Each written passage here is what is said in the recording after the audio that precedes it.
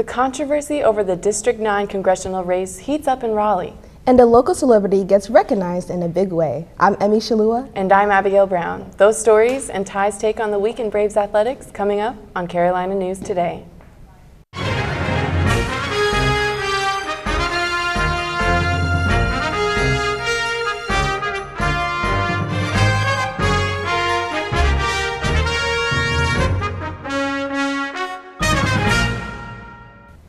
Last week we told you about a proposal to widen State Route 711 in Pembroke into 4 lanes with a median. Also called West 3rd Street, the affected area runs from Holiday Inn past the University to Pembroke Methodist Church on Bree Street. You can see the railroad tracks in pink. The North Carolina Department of Transportation would have to buy the right-of-way from some homeowners currently located there and some businesses. One of those is a new cookout that was intended on the site of the former Italian restaurant Michael's. The project would take about 1/3 of their property. We reached out to Cookout Corporate for a statement, but in the meantime, Mayor Cummings says the town would like to help them out. Basically, when they bought the property over a year or so ago, DOT, this was not in the making at that given time. So with it being in the making now, their concern is that the property that they had purchased basically is not going to be, it will not be wide enough in depth and length what they need for it.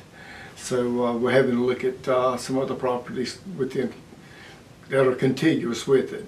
So I'm in hopes we're going to be able to make that work. But you know, there's pros and cons, and with me, my concern is commercial growth down in that geographic area from the Holiday Inn all the way to First Church and the Kangaroo. We know students were really looking forward to the new eatery so they wouldn't have to drive all the way to Lumberton for those barbecue bargains. We'll let you know when we hear back from the company. Pembroke alumna Victoria Huggins is a former Miss North Carolina and a former anchor of Carolina News Today. Her hometown of St. Paul's celebrated her Tuesday with the unveiling of a highway road sign in her honor. The party at the R.E. Hooks Community Building brought out current and former pageant winners from around the state and local dignitaries. Mayor Jerry Wendell was instrumental in getting the signage from the Department of Transportation, and they get to keep it for 3 years. Huggins said St. Paul's felt like a 2-stoplight town when she was little, and it's incredible to be honored all these years later. This is such an honor to be recognized by my hometown in such a special way, and to have a North Carolina Department of Transportation sign with my name on it is something that I couldn't have dreamed of. So this is really once in a lifetime, and I can't believe it's happening to me. Huggins worked in news at WECT in Wilmington after graduation, while still competing in the pageants that got her to the state title. She now works in media relations for the new baseball team in Fayetteville, the Woodpeckers. We'll be covering opening day at the new stadium in April. Huggins is also a grad student at Johns Hopkins University online, but remembers Carolina News Today fondly. Shout out to my friends at Carolina News Today. I did a little bit of everything on Carolina News Today. I was an anchor, I was a reporter, but my favorite job was a producer, and then I landed my dream job at WECT working in the real world. So good luck to all of my CNT people. Dreams do come true. Hearings have begun in the controversy over North Carolina's Congressional District 9. The state's chief elections official laid out the reasons she says last year's election could be fraudulent. Republican Mark Harris currently leads his Democratic opponent, Dan McCurdy, by just over 900 votes. Witness testimony was taken last week. Witnesses describe how they collected ballots, completed some of them, and what they were asked to say in court. Mark Harris' own son said he warned his father about absentee ballots problems as far back as the primary election. Thousands of people raised their voices this week against immigration raids in Charlotte. They held a Day Without Immigrants rally on Monday. The protest comes on the heels of multiple ICE raids and arrests in the city and the region. Rally organizers say they want to raise awareness about immigrant rights and their roles in the communities where they live. Activists also want to send a message to President Trump and other officials. The North Carolina Senate Rules Committee this week voted for a proposal to fund school construction and renovation out the Capital and Infrastructure Fund. Opponents say funding school construction this way siphons funds from other budget needs, like improving school safety, raising teacher salaries, or buying books. Governor Cooper released a statement saying North Carolina should put a school bond on the ballot so voters can decide whether to fix old schools and build new ones. A bipartisan majority of the House also supports a bond for K-12 public school construction. Trapped in a hole 35 feet down with an injured leg. For more than an hour, a worker at a construction site in North Carolina waited like that until he could be rescued. Mark Becker watched the entire rescue from above in a helicopter. Here's that video. That worker was 35 feet down in the shaft when something, perhaps a piece of equipment, fell and hit his leg hard enough to break it. He was fine. He'd hurt his leg down there and was just in some pain. Greg Nicholson, chief of the Pleasant Valley Volunteer Fire Department, said one of the first things they had to do was lower some oxygen down to him. We watched from Chopper 9 Sky Zoom then as firefighters prepared their rescue, swinging a huge ladder over the top of the shaft and dropping a rope down into it. While half a dozen watched from the top, several firefighters and a paramedic used a ladder to climb down into the shaft and treat that worker's leg. And then they slowly brought him back to the surface. We placed him on a backboard just for protection, and then put him in a Stokes basket and then brought him up. Minutes later, we saw the orange backboard coming out of the shaft, surrounded by firefighters, who gingerly got that man back onto the ground and then onto a stretcher for the shuttle to the ambulance, and then finally to the hospital after what had to be a harrowing hour in the hole. Police in Siler City are warning shoppers to be cautious when grabbing shopping cart handles after razor blades were found fastened to cart handles at a local Walmart. Casey Cunningham has the story. Police say the razor blades were located on the right side under several shopping cart handles here at Walmart. A new warning has shoppers taking a second look. When I came today, I was checking. They're checking their carts after Siler City police say one person was cut and injured Sunday at this Walmart. The cause of the injury, a razor blade hidden underneath a cart handle. Well, I checked it out. Make sure I ain't gonna get cut. Police are asking the customer who was hurt to contact them. We still don't know the extent of that person's injuries. I just can't believe anybody would do something so mean. And customers tonight are wondering why someone would do this and do this here. The only thing I figure is that the devil's got a hold to them. Police say the blades might be part of an attempt to shoplift. They're looking for two persons of interest shown in these surveillance photos. One, a man in his lower to mid-20s who was driving a late model Chevrolet Suburban. Another man in his 40s, about 5'5", wearing a Carhartt t-shirt. Nowadays, the way things going, you just have to look out for yourself and look out for others, and don't let your guard down. Police need your help in identifying the two people in these photos. If you know who they are or have any information about this, call the Siler City Police. In Siler City, Casey Cunningham, WRAL News. Hi, I'm Karia Pinckney, and this is Pet of the Week.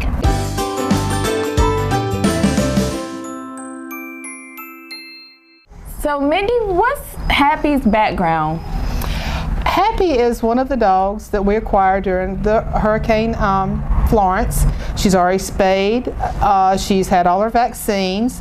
She does have heartworms, unfortunately. She is on heartworm prevention to keep her from acquiring more heartworms, but she does need a little bit of caution as far as running and playing hard, especially in the summertime. Being a husky, they have a very thick coat, so they can overheat very quickly.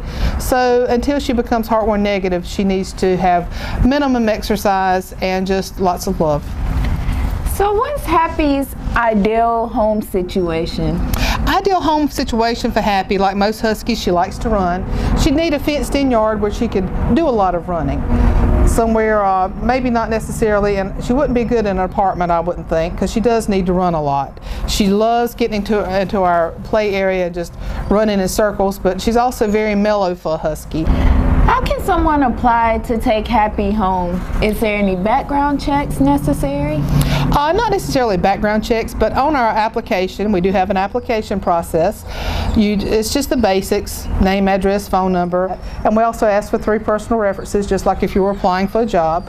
We are kind of particular about who gets our fur babies, and it's not that we want to exclude anyone. We just have a lot of rescue groups and people that try to get animals in an underhanded way with not good intentions.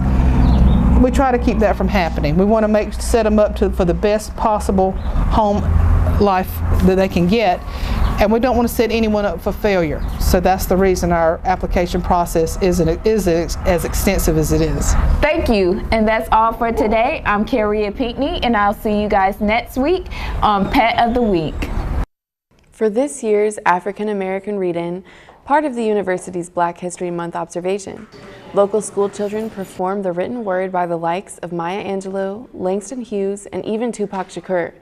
The 30th annual event was held in the Mary Livermore Library and included students from the CIS Academy and Pembroke Elementary. UNCP students also shared some original works. The event encourages literacy and celebrates African American contributions in poetry, fiction, and nonfiction. Another event on campus looks like it's becoming an annual fun time for February, the music department's Valentine's Swing Dance. The fundraiser held in the UC Ennick raises money through ticket sales to support the department's summer music camps. Tickets were $25 per person or $40 per couple. Dancers were treated to music from the jazz band and dance lessons from an instructor. Donations were accepted throughout the night. One community celebrates the construction of a new bridge. And a federal grant will improve safety for rail systems in the state. Here's more from NCDOT Now.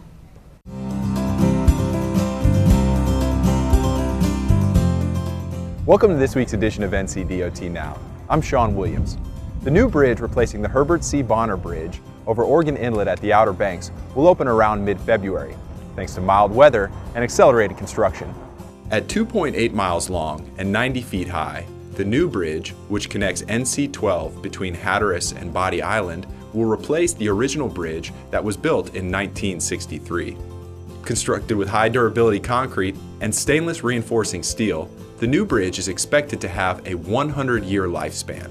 Last weekend, more than 1,000 people came out to walk or bike the bridge despite the cold temperatures and high winds during a special community day. The day's events included remarks from state, local, and community leaders, a blessing of thankfulness for the bridge, and the laying of a wreath in Oregon Inlet to honor the connection between the people of the Outer Banks and the inlet. To see this project completed is a great day for the people who live and work on the Outer Banks, as well as millions of visitors from the state of North Carolina and all throughout this country. An official ribbon cutting and celebration is planned for April 2nd, with Governor Cooper among the expected guests.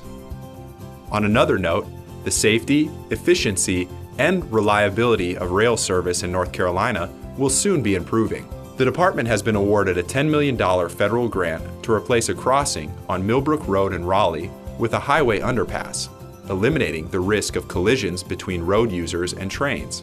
The grant was applied for as a program of projects to improve safety and mobility for highway and rail users along the rail corridor.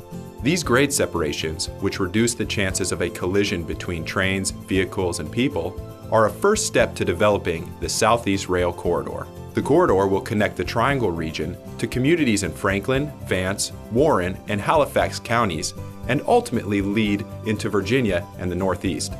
That's all for this week's edition of NCDOT Now. As always, stay connected with us through Facebook and Twitter, that's at NCDOT. You can also follow us on Snapchat and Instagram at NCDOT.com. And from all of us here at the North Carolina Department of Transportation, safe travels. Shocking new statistics about young women and heart attacks revealed in a new study published in the journal Circulation. And young people with heart attacks now make up 1/3 of hospital admittance. Meredith Wood has more on these findings in this Health Minute. Between 1995 and 2014, there was a 10% increase in the number of women ages 35 to 54 admitted to the hospital for a heart attack. The number for men in the same age bracket increased by 3%. Researchers said one reason behind the sharp increase could be that young women are more likely to have health insurance than young men and more likely to seek medical treatment as a result. Each year, nearly 800,000 Americans have a heart attack, according to the Centers for Disease Control and Prevention. And over the past couple of decades, risk factors for heart disease like obesity and diabetes have been on the rise. You're starting to see the end consequences of these things, significant heart disease, heart attacks in an increasingly younger population. No matter your age, it's important to understand and recognize the symptoms of a heart attack. When it comes to women specifically, a lot of times the symptoms they may have may be a little bit different than sort of the classic Hollywood heart attack where someone's clutching their chest. They may have symptoms of unusual nausea and vomiting that come out of nowhere, sweating. It could be back pain. For today's Health Minute, I'm Meredith Wood. A terrifying false alarm on the Ohio State University's campus on Monday. An alert sent to thousands of people said there was an active attacker there. The university said it was running a routine test of its alert system. Kevin Landers reports. Sophomore Miriam Warsama says she was sitting in her study hall when suddenly she was overcome with fear. One of my friends sent to a group message was like, guys, hide. Apparently there's an active shooter on campus. This is the message her friend and thousands of others received on their desktop computers. It read, Buckeye Alert, active attacker reported on campus. Run, hide, or at last resort, fight. Police responding, more info soon. We turned off all the lights, tried to shut off our computers, and it was really scary, honestly. So scared, she says, she thought her life was in danger. We literally thought we were potentially gonna die. 4 minutes later, the university sent this message to everyone's cell phone. Please ignore the alert that was just sent. We had a system malfunction. There is no threat. Good news, but students say they were left confused since many only saw the second alert sent to their phones, not the first alert sent to computers in the classroom. I don't know how you make a mistake like that, but I don't know, freaked out a lot of people. I didn't get the alerts, that's a bit disconcerting, but the fact that they were so prompt with it, telling us it was an accident, better be safe than sorry. The police department in the town of Franklin, Massachusetts has adopted a new officer. Adopted because the new officer is a therapy dog with a very appropriate name. Lindsay Ladaluca introduces us to the pup. Meet the newest addition to the Franklin Police Department, the youngest at just 3.5 months with 4 paws and fluffy golden fur. Ben will be going into the schools, the senior center, and any other place that somebody needs therapy. Ben Franklin, named by Franklin middle schoolers, he's the second therapy dog ever for Massachusetts. Walpole PD, they have Rebel. I went over and met with Officer Hart, and I talked to him about it. That's how it all got started. Officer Jamie Mucciaroni is Ben's handler, taking him home at night and enduring the long training years ahead. I think it's going to be a huge asset to the town of Franklin. I've seen guys around the station that haven't smiled in years, and they've seen this puppy, and they have a grin from ear to ear. From a breeder in Kingston, Rhode Island, Officer Mucciaroni says they wanted to keep everything local, including the training. And thanks to Fran Master at Masterpiece Dog Training in Franklin, Ben will have 2 years of training for free. Ben's mainly going to be used in the Franklin public school system. You know, children having a bad day, for kids who are stressing out about exams. Therapy dogs have proven to be a wildly successful tool. For this community, he'll be comforting the local group Dementia Friendly Franklin, the Senior Center, and of course, the students in the public school. A disappointing week for Brave Sports. But the golf team is back on the links. Ty the Sports Guy is up next with all the details. We'll be right back. Choose to transform. Choose to discover. Choose value. Choose to make a difference. Choose to succeed. Choose to be a brave. When you choose UNC Pembroke, you choose small classes and personal attention. You choose quality and affordability. Because we are an NC Promise campus, tuition is only $500 a semester in-state and $2,500 a semester out-of-state. Visit uncp.edu or call 910-521-6262 for more information. I did some research and I saw the demographics, the certifications, and the faculty and stuff like that, and I knew I wanted to at least visit. So I came down here for a visit, and my program advisor showed me around the place, the program, the buildings, and stuff like that, and I fell in love. I knew that this is where I wanted to go to school. Hello, I'm Grady Hunt, a lifelong resident of Robeson County and the father of 3 children. Each year, an average of 43 residents die as a result of vehicle crashes right here in Robeson County. To change this statistic, we have formed a task force called Robeson County Vision Zero. This is an ambitious effort. We have partnered with the North Carolina Department of Transportation and others, but it will take all of us to achieve this goal. please visit our website to find out how you can help. Only 10% of us get enough daily exercise. And that number is dropping. Nearly 30% of us are overweight or obese. As a result, we now have a shorter life expectancy than our parents. But give us the right start in sports, and we'll never stop. Learn how at activeforlife.ca.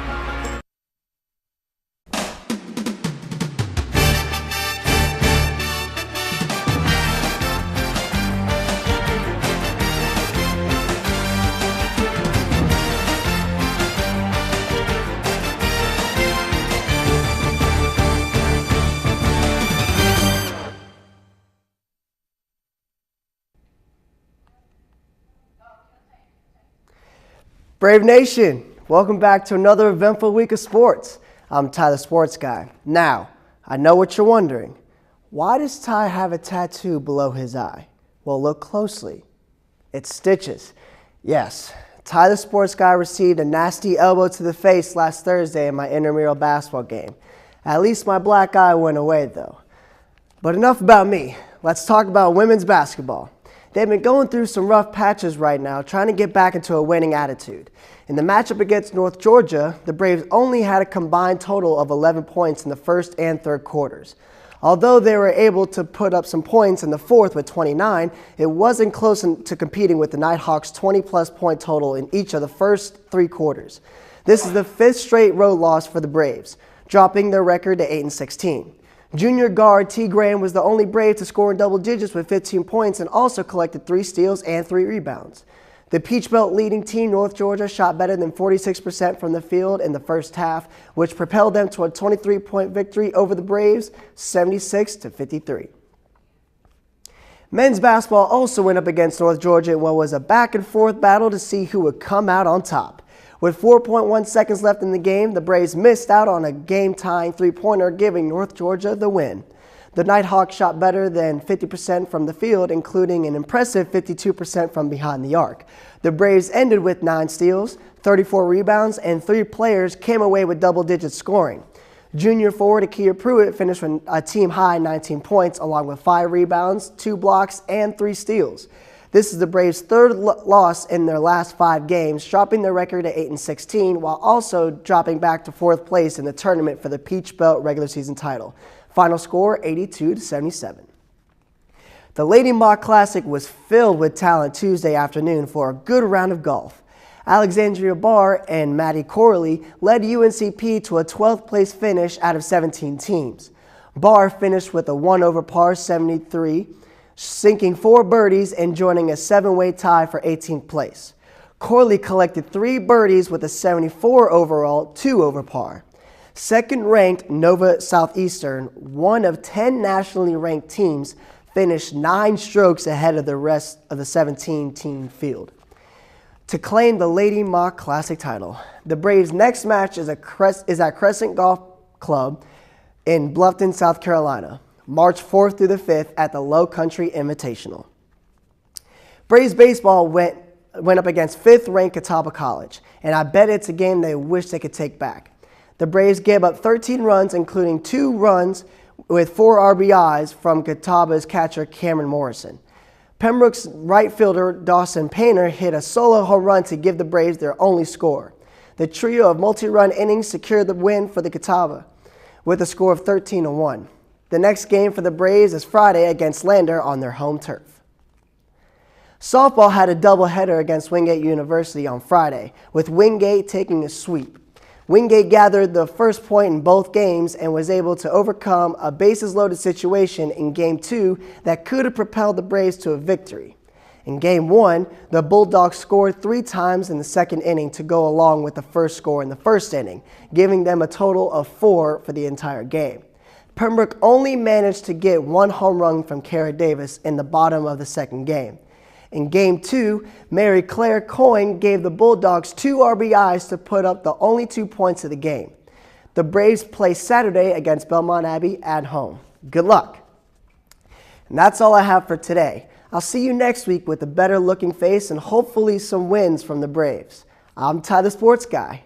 Back to the studio. All right, thanks for that report. That's it for this edition of Carolina News Today. I'm Abigail Brown. And I'm Emmy Shalua. Thanks for watching.